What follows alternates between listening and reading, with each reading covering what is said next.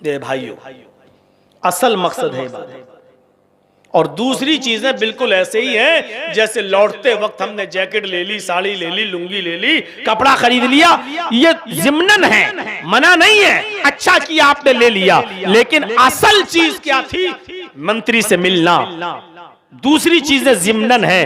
ऐसी इस दुनिया में असल चीज है इबादत, दूसरी चीजें उसके साथ ज़िम्नन है जो की जाती हैं और की जानी चाहिए। और फिर नौकरी करना, अपने बीवी बच्चों के लिए कमाना, हलाल रिस्क तलाश करना, मेहनत करना और मजदूरी करना भी तो इबादत है। और खुद कुरान ने इस इबादत को जिक्र किया है, फैज़ा कुज़ियतिस सलातु फंतशिरू फिल अर्ज़ वब्तगू मिन फज़लिल्लाह।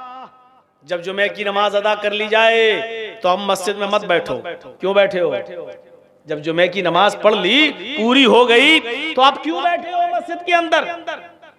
फंतशिरू फिल अर्ज़, जमीन में फैल जाओ। अल्लाह कह रहा है जमीन में फैल जाओ। अब बैठे वहीं बैठे हो मस्जिद में, जुमे की नमाज अदा हो गई, अब वहीं बैठे हो साहब, सुभान अल्लाह, असर भी हो गई, फिर बैठे हो सुभान अल्लाह सुभान अल्लाह, मगरिब भी हो गई, फिर बैठे हो सुभान। अरे क्यों बैठे हो? अल्लाह तो कह रहा है कि फैज़ा कुज़ियतिस सलात, जब नमाज पूरी पढ़ ली जाए, फंतशिरू फिल अर्ज़, तो जमीन में फैल जाओ। और क्या करो? वब्तगू मिन फज़लिल्लाह, अल्लाह ने जो रिज़्क उतारा है, जो रोजी उतारी है, उसको तलाश करो, उस रोजी को तलाश करो। मेरे भाइयों, खुद अल्लाह रब्बुल आलमीन कह रहा है कि रिज़्क हलाल कमाओ, रोजी को तलाश करो। तो अल्लाह ताला ने रिज़्क हलाल कमाने को भी इबादत से जोड़ दिया है। यानी नमाज पढ़ो, अल्लाह का हक अदा करो, और फिर नमाज के बाद आप रिज़्क हलाल कमाओ। बीवी के लिए, बच्चों के लिए रिज़्क हलाल कमाना भी इबादत में शामिल है। मेरे प्यारे साथियों, इस दुनिया में बदअमनी की बहुत सी वजह लोग बताते हैं, लेकिन बदअमनी की असल वजह यह है कि हमने लोगों को अल्लाह की इबादत से दूर कर दिया है। दुनिया में बदअमनी क्यों है? आइए नजरिया बताते हैं।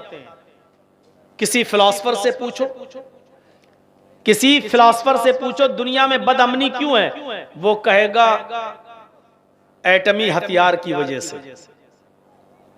दुनिया में बदअमनी इसलिए है कि किसी मुल्क के पास हथियारों का खजाना है और किसी मुल्क के पास कुछ नहीं है। किसी के पास सारी चीजें हैं तो दूसरों को डरा कर रखता है।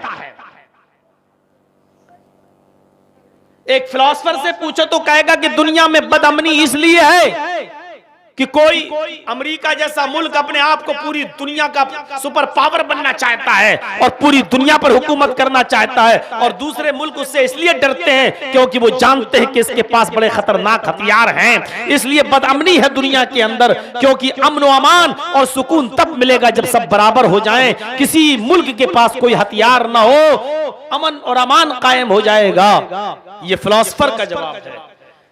इसी दुनिया में कम्युनिस्ट से पूछो कि दुनिया में बदअमनी क्यों है, तो कम्युनिस्ट इसका जवाब देगा कि दुनिया में बदअमनी इसलिए है कि रिज़्क की, दौलत की सही तकसीम नहीं हुई है।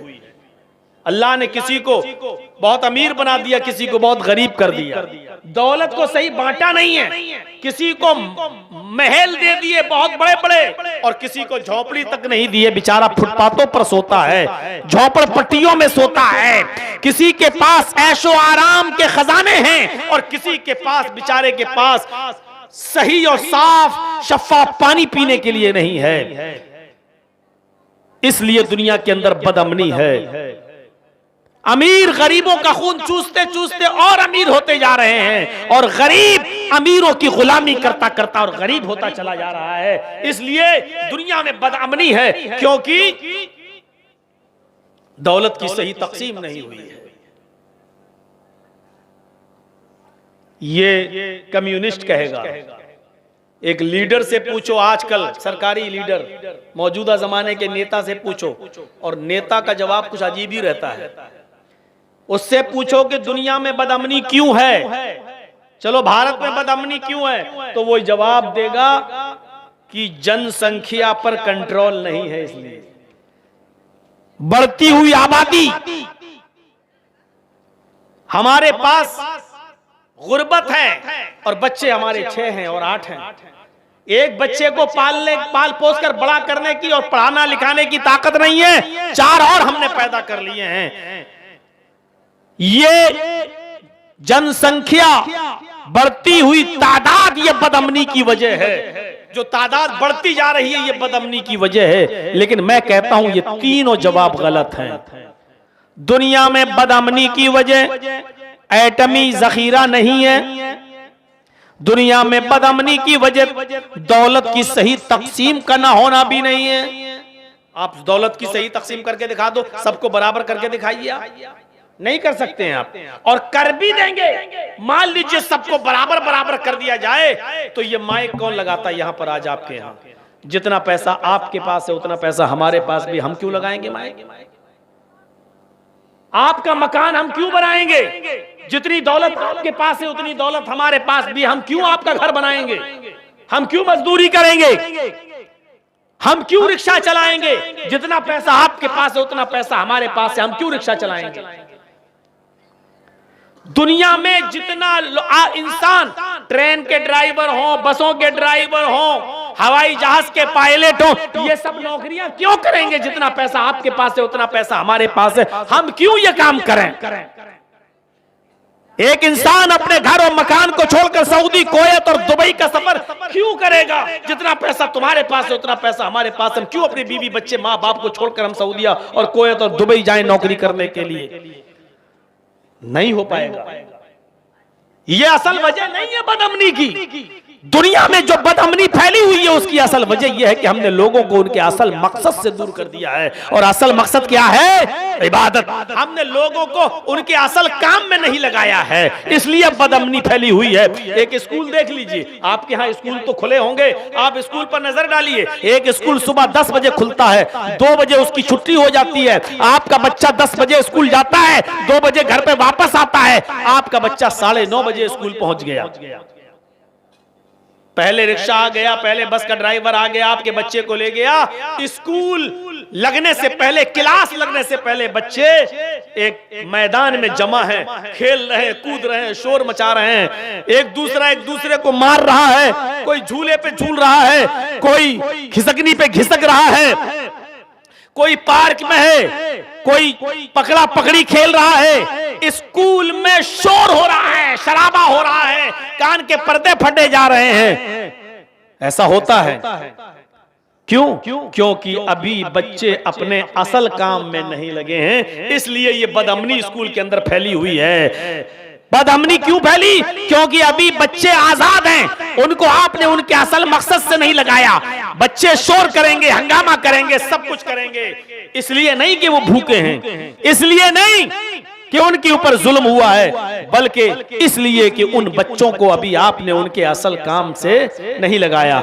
जैसे ही 10 बजते हैं, घंटी लगती है, पीरियड शुरू होता है, सारे बच्चे अपने अपने क्लासों में चले जाते हैं। आइए जरा इस मंजर को देखिए, सारे बच्चे अपने अपने क्लासों में चले जाते हैं, एकदम शोर शराबा बंद हो जाता है। वही बच्चे अब पढ़ने लगे। ए फॉर एप्पल, एप्पल मानी सेब, बी फॉर बर्ड, बर्ड मानी चिड़िया। वही बच्चे जो अभी शोर कर रहे थे, पीरियड लगते ही, घंटी लगते ही अपने अपने क्लासों में एकदम खामोश है, सन्नाटा छा गया है। ऐसा लग रहा है जैसे यहाँ कोई है ही नहीं। बच्चों की हंगामा आ रही, बैक वक्त कैसे खत्म हो गई, एकदम सुकून कैसे पैदा हो गया, बदअमनी कैसे मिट गई, अशांति कैसे खत्म हो गई, सुकून कैसे स्कूल के अंदर हो गया। सुकून की असल वजह यह, आपने उन बच्चों को उनके असल काम में लगा दिया। आपने उन बच्चों को बता दिया कि पढ़ने के लिए आए हो, ये तुम्हारा असल मकसद है, लिहाजा पढ़ो। अब वही बच्चे अपने असल काम से लग गए। A for apple, B for bird, C for cat, D for dog. वही बच्चे अपने असल काम में लग गए। अमन और अमान और शांति पैदा हो गई। इस दुनिया में बदअमनी की वजह एटमी हथियारों का जखीरा नहीं है। इस दुनिया में बदअमनी की वजह लोगों की और इंसानों की बढ़ती हुई तादाद और जनसंख्या नहीं है। इस दुनिया में बदअमनी की वजह दौलत की सही तकसीम का ना होना नहीं है। इस दुनिया की बदअमनी की असल वजह यह है कि हमने लोगों को, अवाम को और पब्लिक को उनके असल मकसद में नहीं लगाया है। इसको इनके असल काम में लगा दो कि वमा खलक़तुल जिन्न वल इंसा इल्ला लियअबुदून। तुम्हारा असल काम यह है कि इस दुनिया में तुम अल्लाह की इबादत के लिए पैदा किए गए हो। अब जब ये इंसानियत अल्लाह की इबादत में लग जाएगी तो अमन व अमान पैदा हो जाएगा, सुकून पैदा हो जाएगा, शांति पैदा हो जाएगी। क्यों? क्योंकि हमने उनको असल काम से लगा दिया है। मेरे भाइयों, ये काम होना चाहिए हमारा और आपका कि हम लोगों को उनके असल काम से जोड़ दें। वमा खलक़तुल जिन्ना वल इंसा इल्ला लियअबुदून। असल मकसद ये है, हमने लोगों को असल काम से नहीं जोड़ा है। अब आइए मैं दो तीन चीजें आपके सामने रखता हूं। इबादत, एक है अब्द, एक है आबिद, एक है माबूद और एक है इबादत। इन चार चीजों को जहन में रखना। अब्द बंदा, आबिद बंदगी करने वाला, इबादत करने वाला, माबूद जिसकी इबादत की जाए, और इबादत वो जिसके जरिए अल्लाह खुश होता है। ये चार चीजें। हम और आप सब कौन हैं? अल्लाह के बंदे, अब्द हैं। और हम जब बंदगी करते हैं तो कौन हो जाते हैं? आबिद। अभी हम कौन हैं? अब्द। अल्लाहु अकबर। अब हम कौन हो गए? आबिद, इबादत करने वाले। हम कौन हैं? अब्द। सहरी की, रोजे की नियत हमने कर ली कि आज हमें रोजा रखना। अब हम कौन हो गए? आबिद। ये रोजा हमने किसके लिए रखा है? अल्लाह के लिए। वो कौन है? माबूद, जिसकी इबादत की जाए। हम हैं अब्द।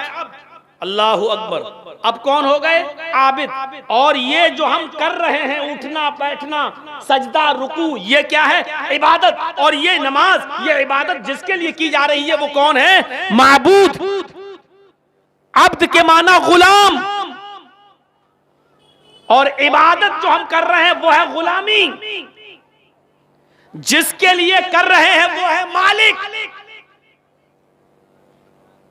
इस फर्क को समझने की कोशिश कीजिएगा। हम अल्लाह के अब्द हैं, गुलाम हैं, मुलाजिम नहीं है। अब्द में और मुलाजिम में फर्क होता है। मुलाजिम किसको कहते हैं? मसलन हम सरकारी नौकर हैं, किसी जगह पर हमारी सर्विस है, हम 9 बजे गए और 5 बजे वहां से छुट्टी हो गई हमारी। 5 बजे के बाद हम आपका काम कर भी सकते हैं और नहीं भी कर सकते हैं, ये मेरी मर्जी। आप जबरदस्ती हमसे काम नहीं करा सकते हो। मेरी बैंक में ड्यूटी है, एक मिसाल दे रहा हूं मैं, है नहीं? मेरी बैंक में ड्यूटी है, बैंक 10 बजे खुलती और 5 बजे बंद। हमें जॉब मिली है, सरकारी जॉब है। 10 बजे आप आइए बैंक और 5 बजे तक आपको रहना है। 10 बजे से 5 बजे तक हमारी ड्यूटी है।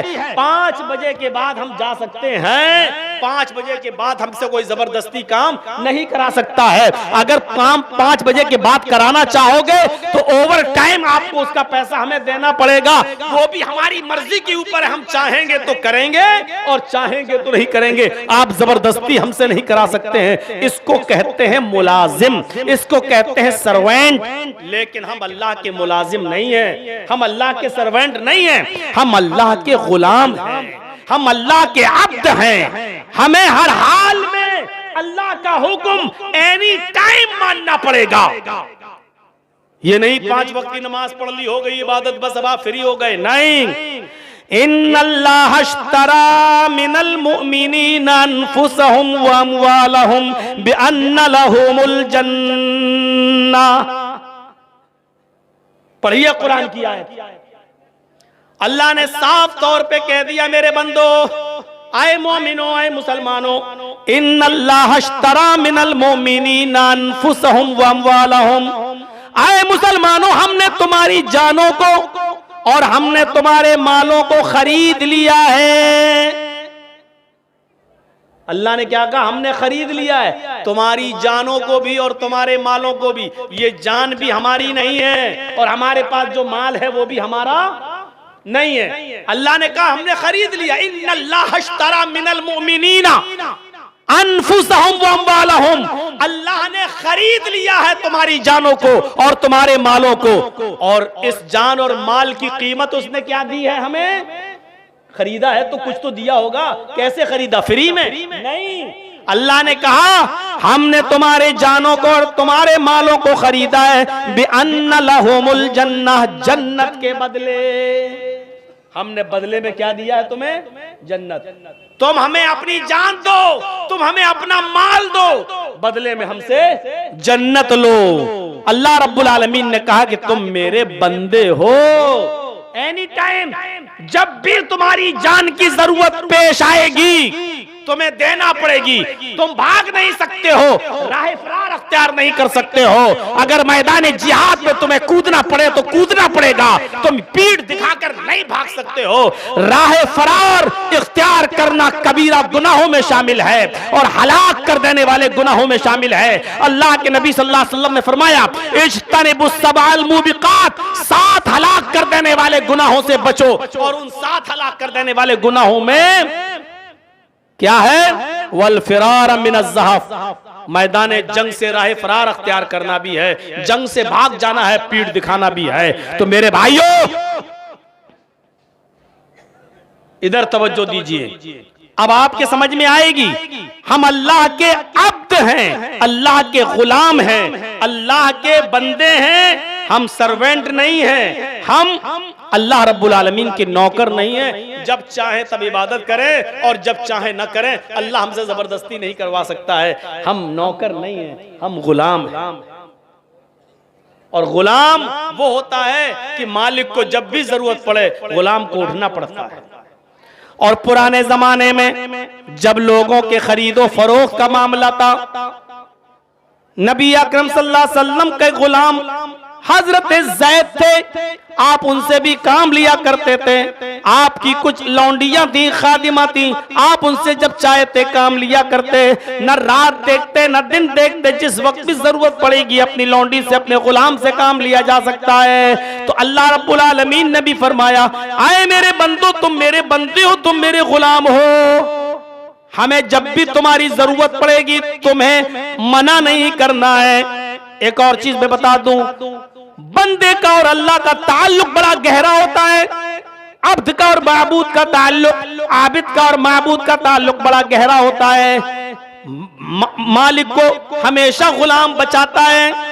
आइए जरा हम आपको एक वाक़े की तरफ लेके चलना चाहते हैं। आपने सुना होगा महमूद एक बादशाह था और उसका गुलाम था अयाज, और ये दोस्ती इतनी पक्की थी गुलाम के साथ, महमूद की अपने गुलाम के साथ, कि दूसरे गुलामों को जलन होती थी कि बादशाह जो है महमूद इस गुलाम से अयाज से इतनी मोहब्बत क्यों करता है। मशहूर है जब मस्जिद में नमाज का वक्त होता था तो महमूद अपने साथ साथ अपने गुलाम अयाज को भी ले जाया करता था, और जब इमाम साहब नमाज पढ़ाते थे तो महमूद अयाज के बगल में अपने गुलाम के बगल में नमाज पढ़ता था। अल्लामा इकबाल ने इसी चीज को सामने रखते हुए कहा था, एक ही सफ में खड़े हो गए महमूद व अयाज, एक ही सफ में खड़े हो गए महमूद व अयाज, न कोई बंदा रहा न कोई बंदा नवाज। एक ही सफ में। एक बार सारे गुलामों ने बादशाह से शिकायत कर दी महमूद से कि आप सिर्फ एक ही गुलाम से ज्यादा मोहब्बत करते हो, दूसरों से नहीं, आखिर वजह क्या है? हम आपकी इतनी खिदमत करते हैं फिर भी आप हमें इतना प्यार नहीं देते हो जितना आप अयाज से मोहब्बत करते हो। तो महमूद को थोड़ा बुरा लगा और उसने कहा कि मुझे अपने गुलामों को ये बताना पड़ेगा कि मैं अयाज से क्यों मोहब्बत करता हूँ, मुझे अपने गुलामों को बताना पड़ेगा कि मैं अयाज से क्यों मोहब्बत करता हूँ। तो उसने कहा ये जानना चाहते हो कि मैं अयाज से क्यों मोहब्बत करता हूँ और तुम लोगों से इतनी ज्यादा क्यों नहीं करता? कहा हाँ मुझे ये जानना है। उसने सारे गुलामों को बुलाया, जमा किया, तकरीबन 20 गुलाम, सबको लाइन से बिठा दिया और सबके हाथ में एक एक डायमंड का टुकड़ा दे दिया, डायमंड, हीरा। ये उठा बैठी करने लगे बच्चे लोग तो सामने से, एक एक हीरा दे दिया सबको, एक एक एक 20 हीरे 20 गुलामों को दे दिए। उन गुलामों में अयाज भी है, सबको दे दिए एक एक हीरा। बादशाह ने पूछा है मेरे खादिमों, आए मेरे गुलामों, तुम्हारे हाथ में क्या है? सारे गुलामों ने कहा डायमंड, हीरा का। अच्छा, कितना कीमती है? अरे साहब इसकी कोई कीमत ही नहीं है, बहुत कीमती होता है ये डायमंड। बादशाह ने सबको एक एक हथौड़ा भी दे दिया, ऐसे ही पकड़ो लो हथौड़ा, सबको हथौड़ा दे दिया। सारे गुलाम सोच रहे अल्लाह, हीरा भी दे दिया, डायमंड और हथौड़ा भी, ये क्या करेगा बादशाह?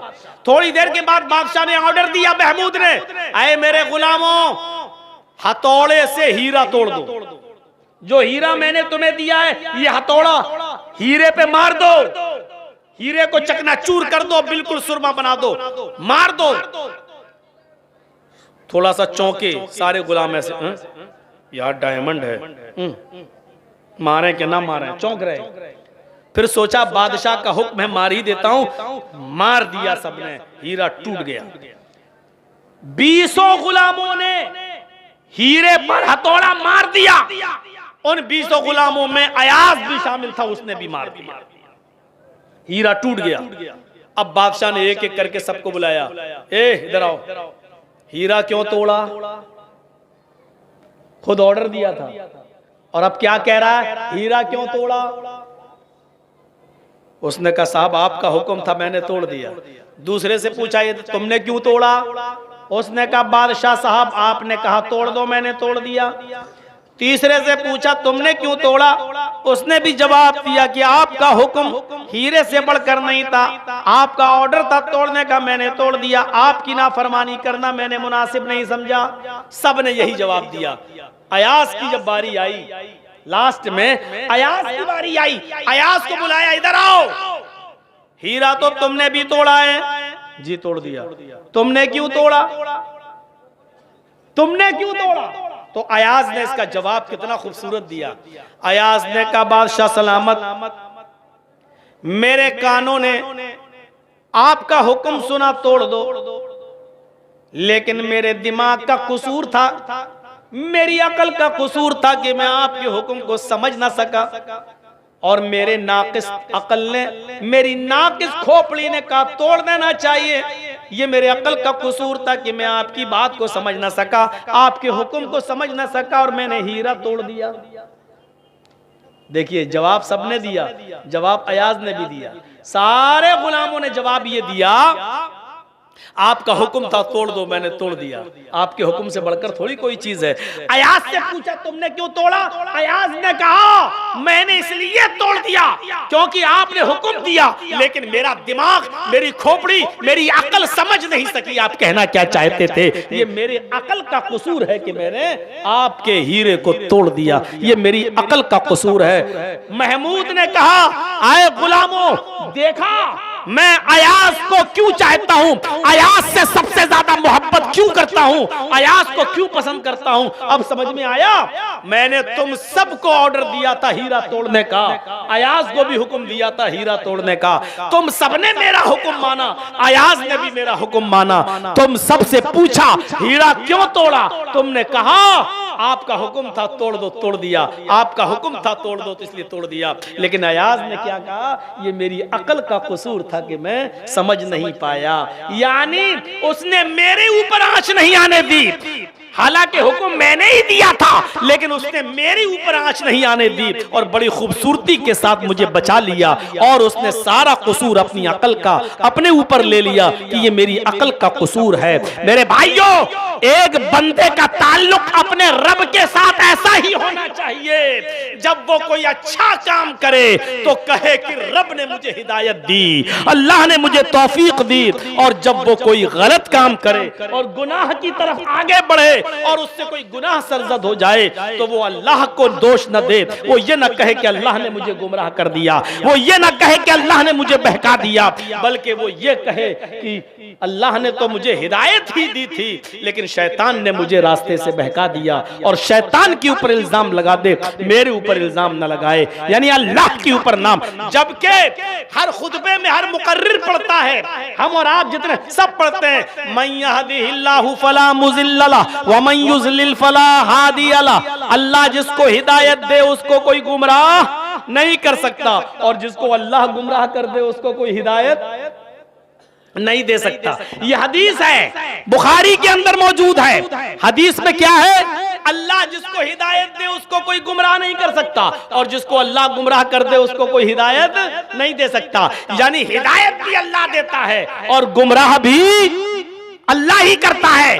लेकिन बंदे का अल्लाह के साथ ताल्लुक ये होना चाहिए कि जब वो कोई अच्छा अमल करे तो कहे ये मेरे रब की तौफीक से है, ये मेरे रब की हिदायत से है, और जब वो कोई गलत काम करे तो ये कहे कि इसमें शैतान का कसूर है, शैतान ने हमको बहका दिया, शैतान ने हमसे ये गलत काम करा दिया। मेरे प्यारे साथियों, वो अपने रब के ऊपर इल्जाम न लगने दे। ये एक अब्द का ताल्लुक, आबिद का ताल्लुक माबूद से होना चाहिए। अभी अब्द और इबादत ही बता रहा हूं मैं आपको। ये ताल्लुक होना चाहिए बंदे का अल्लाह से कि वो अच्छे काम की निस्बत तो अल्लाह की तरफ करे, लेकिन गलत और बुरे और घटिया और रजील काम की निस्बत वो शैतान की तरफ करे। अपने अल्लाह पर आंच ना आने दे, अपने रब पर आंच ना आने दे।